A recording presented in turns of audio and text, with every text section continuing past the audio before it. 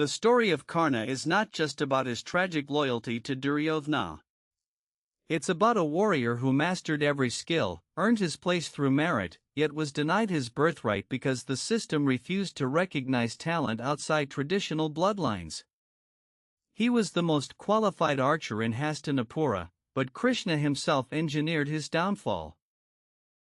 भाई, आज silicon valley में यही चल रहा है. Google just laid off 10,000 engineers who built their AI systems. Tab same AI को उसे करके उनकी जगह इंटर्न्स और कॉन्ट्रैक्टर्स हायर कर रहे हैं. You code the algorithm that replaces you. That's modern Karna energy. Precisely. Karna's guru Parshurama cursed him, saying his knowledge would fail him at the critical moment. These engineers trained the very models that made them redundant.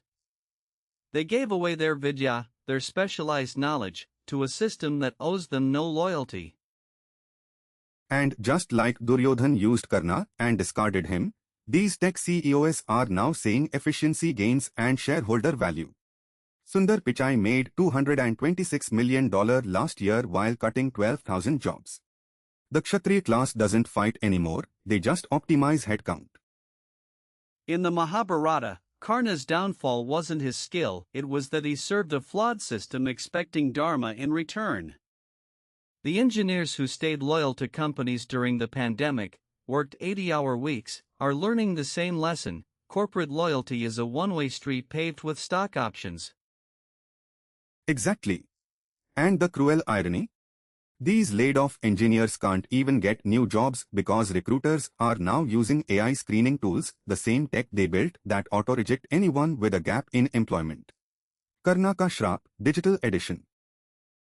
Yet here's what the Mahabharata teaches us: Karna's true tragedy wasn't losing the war.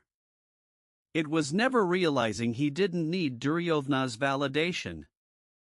The system that rejected him was itself corrupt. तो lesson simple है, stop building weapons for kings who will use them against you.